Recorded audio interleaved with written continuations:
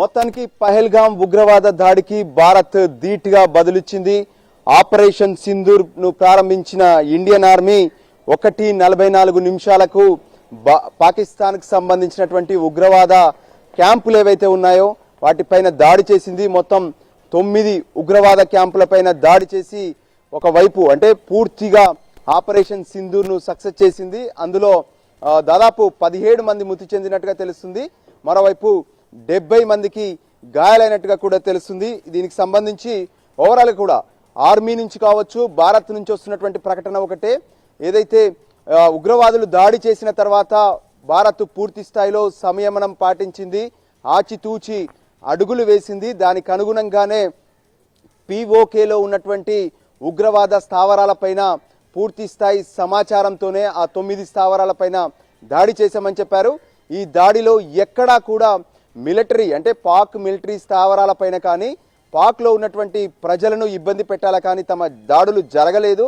Only ఉగ్రవాదులు ఉన్నటువంటి క్యాంపులపైన మాత్రమే తమ దాడులు జరిగాయనే విషయాన్ని భారత్ స్పష్టం చేసింది. ఇదే అంశంలో మధ్యాహ్నం అంటే ఈరోజు భారత్ అధికారికంగా ఒక ప్రెస్ మీట్ పెట్టి అనౌన్స్ చేసే అవకాశం కూడా కనిపిస్తుంది. సో మొత్తానికి ఆపరేషన్ సింధూర్ పేరుతో పహల్గాం ఉగ్రవాద దాడికి భారత్ ధీటుగా బదులిచ్చింది. సో ఇప్పుడు పాకిస్తాన్ ఎలా రియాక్ట్ అవుతుందనేది కూడా కీలకంగా చూడాల్సినటువంటి అవసరం ఉంది. ఎందుకంటే ఇప్పటికే పాకిస్తాన్ గత 12 రోజులుగా సీజ్ ఫైర్ ఒప్పందాన్ని పూర్తిగా ఉల్లంఘిస్తున్నటువంటి పరిస్థితి ఉంది. అయినప్పటికీ భారత్ ఎప్పటికప్పుడు ధీటుగా బదులిస్తూనే ఉంది. అయినప్పటికీ మరోపక్క భారత్ ఎటువంటి చర్యలు తీసుకోకుండా ప్రధానంగా ఉగ్రవాద క్యాంపులను మాత్రమే టార్గెట్ చేసినటువంటి పరిస్థితి కనిపించింది. సో అందులో భాగంగానే 9 ఉగ్రవాద క్యాంపులను టార్గెట్ చేశారు. అందులో దాదాపు 17 మంది మృతి చెందినట్టుగా తెలుస్తుంది. ఇప్పటికే ఈ విషయంలో భారత ప్రభుత్వం అధికారిక ప్రకటన చేసింది. 1:44 అంటే అర్ధరాత్రి 1:44 ఈ దాడి జరిగిందనే విషయాన్ని స్పష్టం చేశారు. ఆపరేషన్ సింధూర్గా పేరు పెడుతూ కేంద్రం కీలక నిర్ణయం తీసుకోవడంలో చాలా కారణాలు ఉన్నాయని చెప్పుకోవచ్చు. ఎందుకంటే పహల్గాం కావచ్చు, అక్కడ ఉన్నటువంటి జమ్మూ కాశ్మీర్ కావచ్చు, ఇదంతా ఒక రకంగా చెప్పాలంటే భూతల స్వర్గం అని చెప్తాము. కానీ భూతల స్వర్గంలో అక్కడ ఉన్నటువంటి ప్రకృతిలో పాకిస్తాన్ ఉగ్రవాదులు రక్తపు టేరులు ప్రవహించినటువంటి పరిస్థితి కనిపించింది. దాంతో అక్కడ పచ్చిక బయలు మొత్తం కూడా ఎరుపెక్కాయి. సో అటువంటి పరిస్థితుల్లో అక్కడ ఉన్నటువంటి ప్రాంతాన్ని ఖచ్చితంగా కాపాడుకుంటాము. అంతేకాదు ఉగ్రవాదులే కాదు, ఉగ్రవాదులకు సహకరించినటువంటి వాళ్లకు ప్రేరేపించినటువంటి వాళ్ళను సైతం వదిలిపెట్టేది లేదు.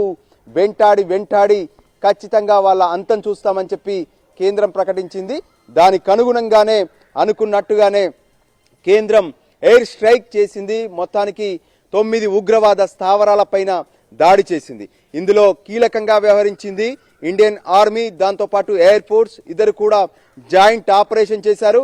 సో ఇప్పటికే బార్డర్ ప్రాంతంలో మొత్తం కూడా పాకిస్తాన్ ఎక్కడికక్కడ కాల్పులకు తెగబడుతూనే ఉంది. దానికి ఒకవైపు ఇండియన్ ఆర్మీ ధీటుగా బదులిస్తుంది. సో ఈరోజు దేశవ్యాప్తంగా ఒకవైపు మాక్ డ్రిల్స్ కూడా జరగబోతున్నాయి.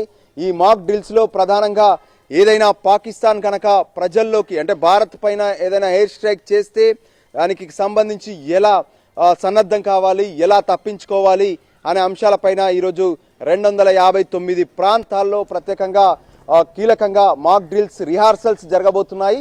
ఇందులో ఏదైతే సివిల్ డిఫెన్స్ అంటే పోలీస్ వ్యవస్థతో పాటు ఆయా రాష్ట్రాల్లో ఉన్నటువంటి అన్ని పోలీస్ వ్యవస్థలు ఎస్డిఆర్ఎఫ్లు, ఎన్డీఆర్ఎఫ్లు పాల్గొనబోతున్నాయి.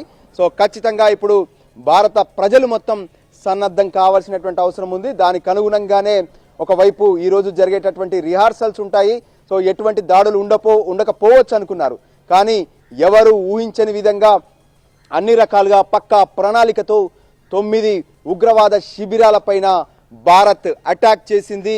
ఇక పాకిస్తాన్లో ఉన్నటువంటి ఉగ్రవాదులకు దడ పుట్టిందని చెప్పుకోవచ్చు.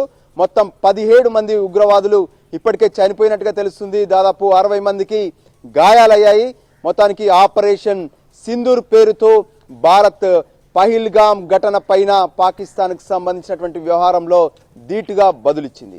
అంటే రాజు ఇప్పుడు ఒక పక్క యుద్ధానికి అందరూ కూడా సిద్ధం అవ్వాలి అని చెప్పి నార్మల్గా అందరికీ కూడా మాక్ డ్రిల్స్ నిర్వహిస్తారు ఇవాళ అని చెప్పారు. ఈలోపే ఒక పగడ్బందీగా ఈ దాడి చేయడాన్ని ఎలా చూడాలి అంటారంటే ఒక పక్క మనల్ని అలర్ట్ చేస్తూనే ఇలా దాడి చేశారు కదా. ఎస్, ఖచ్చితంగా అక్షయ. ఎందుకంటే ఇక్కడ ఉన్నటువంటి పరిస్థితులను మనం ఒకసారి సమీక్షించుకుంటే అంటే ఏ విధంగానైతే ఏప్రిల్ 22వ తేదీన బైసరన్ వ్యాలీలో ఉగ్రవాదులు చేసినటువంటి దాడి పెద్ద ఎత్తున వాళ్ళ ప్రణాళికను సిద్ధం చేసుకొని రెక్కి నిర్వహించి సాధారణ ప్రజలపైన దాడి చేశారు. 26 మందిని హతం చేసినటువంటి పరిస్థితి కనిపించింది. అప్పటి నుంచి ఇప్పటి వరకు భారత్ పూర్తి స్థాయిలో అన్ని రకాలుగా కూడా భారత్ అప్రమత్తంగా ఉంటూనే సంయమనం పాటించిందని చెప్పుకోవచ్చు. అంటే మొదట భారత్ చేసినటువంటి చర్యలను మనం చూడొచ్చు. అంటే అఖిలపక్ష సమావేశం పెట్టారు, భారత్లో ఉన్నటువంటి కేబినెట్ సమావేశమైంది, కీలక త్రివిధ దళాలతో భేటీ అయ్యారు. మొదట పరిస్థితులను సమీక్షించారు. పాక్ భారత్ల మధ్య ఉన్నటువంటి పరిస్థితులేంటి, దీన్ని ఎలా ఎదుర్కోవాల్సి ఉంటుందనే దాని మీద. ఆ తర్వాత డిప్లొమాటిక్గా అంటే దౌత్య సంబంధాల విషయంలో కీలక నిర్ణయాలు తీసుకున్నారు. మొదట సింధు జలాల నిలిపివేత, ఆ తర్వాత టెంపరీగా ఎవరైతే ఇండియాలో ఉన్నటువంటి పాకిస్తాన్ పౌరులు ఉన్నారో వాళ్ళందరూ వెనక్కి వెళ్ళాలని చెప్పారు. మరోవైపు జల యుద్ధం, ఆర్థిక యుద్ధం, ఈ విధంగా ప్రపంచంలో ఉన్నటువంటి అన్ని దేశాల ముందు కూడా అటు పాకిస్తాన్ను ఒంటరి చేసే ప్రయత్నం చేశారు. పాకిస్తాన్ చేసినటువంటి దుశ్చర్యలను ప్రపంచానికి చాటి చెప్పారు. ఇక ఆ తర్వాత జరిగినటువంటి వ్యవహారాన్ని గనక మనం పరిశీలిస్తే పాకిస్తాన్ మరోపక్క ఎప్పటికప్పుడు సీజ్ ఫైర్ ఒప్పందాన్ని అంటే కాల్పులు జరపొద్దు అని ఉన్నటువంటి ఒప్పందాన్ని ఉల్లంఘిస్తూ రోజు నియంత్రణ రేఖ వెంట కాల్పులు జరుపుతూనే ఉంది. అప్పుడు భారత సైన్యం ఒకవైపు వాళ్ళకు ధీటుగా బదులిస్తూనే ఉంది. ఇదే క్రమంలో మరోవైపు జరుగుతున్నటువంటి పరిణామాలను చూస్తే ఉగ్రవాదులకు సంబంధించి మా దగ్గర అసలు ఉగ్రవాద క్యాంపులే లేవంటూ 2 రోజుల క్రితం పాకిస్తాన్కు సంబంధించినటువంటి సమాచార శాఖ మంత్రి కొంతమంది మీడియాను తీసుకొని ఏదైతే పాక్ ఆక్రమిత కాశ్మీర్ ఉందో ఆ ప్రాంతంలో పర్యటించి ఇక్కడ ఏం లేదు, కావాలనే భారత్ మా పైన కుట్రపూరితమైనటువంటి ఆరోపణలు చేస్తుంది, మేమంతా మంచోళ్ళమంటూ తప్పుడు సమాచారాన్ని ఇచ్చారు. ఈ విషయాలన్నింటినీ కూడా భారత్ పరిశీలిస్తూనే ఉంది. మరోపక్క భారత్ మొదటి నుంచి ఒకటే లక్ష్యం, పాకిస్తాన్ టార్గెట్ చేయడం కాదు, అంతేకాదు ఏ విధంగానైతే అక్కడ ఉన్నటువంటి పాకిస్తాన్ ప్రజలను కూడా టార్గెట్ చేయాలనేది వాళ్ళ లక్ష్యం కాదు. అందులో భాగంగానే మొదట ఇంతకీ ఉగ్రవాదుల శిబిరాలు ఎక్కడున్నాయి అనే అంశం పైన ఫోకస్ చేశారు. సో అందుకోసమే ఉగ్రవాద శిబిరాలకు సంబంధించినటువంటి పూర్తి స్థాయి సమాచారాన్ని సేకరించారు. తమ నిఘా వర్గాల ద్వారా పూర్తి స్థాయి సమాచారాన్ని సేకరించిన తర్వాతనే ఈ అటాక్ చేశారు, ఆపరేషన్ సింధూర్ను అమలు చేశారు. అయితే ఇదే క్రమంలో ఖచ్చితంగా అంటే ఏ విధంగానైతే భారత్కు సంబంధించి నిర్ణయాలు ఉన్నాయో మనం ఖచ్చితంగా ఆలోచించవచ్చు. ఎందుకంటే నిన్ననే కీలక నిర్ణయాలు తీసుకుంది, భారత ప్రజలందరూ కూడా అప్రమత్తం కావాలన్నారు. సో దానికి అనుగుణంగానే ఒకవైపు ఎయిర్ స్ట్రైక్ చేశారు. సో ఇక ఈరోజు భారత ప్రజలందరూ కూడా అప్రమత్తంగా నిన్నటి నుంచే మనం ఎప్పటికప్పుడు ఏం జరగబోతుందనే విషయాలపైన అప్డేట్ చేస్తూనే ఉన్నాము. దానికి అనుగుణంగా ఈరోజు నిజంగా పాక్ గనక ఏదైనా ఎయిర్ స్ట్రైక్ చేయాల్సి వస్తే అది వాళ్ళు టార్గెట్ చేసేటటువంటి పట్టణాలను సైతం 3 కేటగిరీలుగా ఇప్పటికే కేంద్రం విభజించింది. దానికి అనుగుణంగా మొదటి కేటగిరీలో ఢిల్లీతో పాటు మరికొన్ని భారత రక్షణ స్థావరాలు ఉన్నాయి. ఆ తర్వాత సెకండ్ కేటగిరీలో హైదరాబాద్, వైజాగ్తో పాటు మరికొన్ని స్థావరాలు ఉన్నాయి. సో ఆ తర్వాత మిగతా థర్డ్ కేటగిరీలో ఉన్నాయి. సో వీటన్నిటిని కనుక టార్గెట్ చేస్తే అక్కడ ఉన్నటువంటి ప్రజలు అంటే పాకిస్తాన్ ఎయిర్ స్ట్రైక్ చేస్తున్నటువంటి క్రమంలో అక్కడ ఉన్నటువంటి ప్రజలను ఎలా రక్షించాలనే దాని మీద ఇప్పుడు సివిల్ డిఫెన్స్ ఫోకస్ పెట్టబోతుంది. దానికి అనుగుణంగానే ఇప్పటికే వాళ్ళందరూ కూడా రంగంలోకి దిగారు.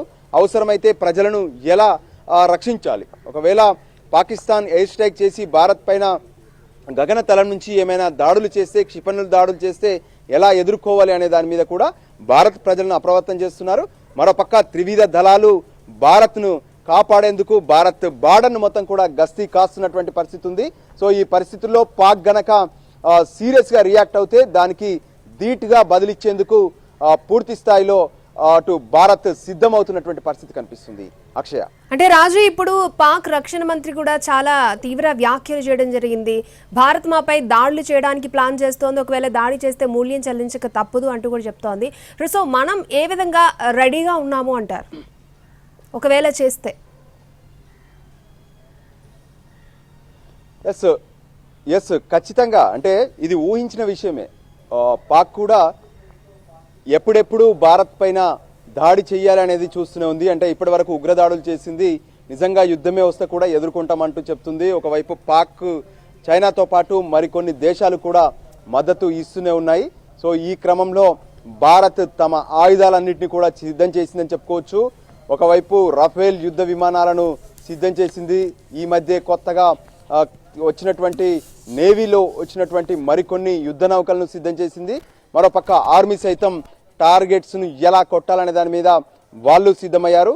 దానికి అనుగుణంగానే ఖచ్చితంగా ఒకవేళ పాక్ రియాక్ట్ అవుతే ధీటుగా బదిలిచ్చేందుకు త్రివిధ దళాలు పూర్తి స్థాయిలో సన్నద్ధమై ఉన్నాయి. అందుకోసమే కొంత టైం తీసుకున్నారని చెప్పుకోవచ్చు. పాక్ కదలికలను, పాక్లో ఉన్నటువంటి పరిస్థితులను అన్నింటినీ కూడా ఎప్పటికప్పుడు టార్గెట్ చేసినటువంటి పరిస్థితి కనిపించింది.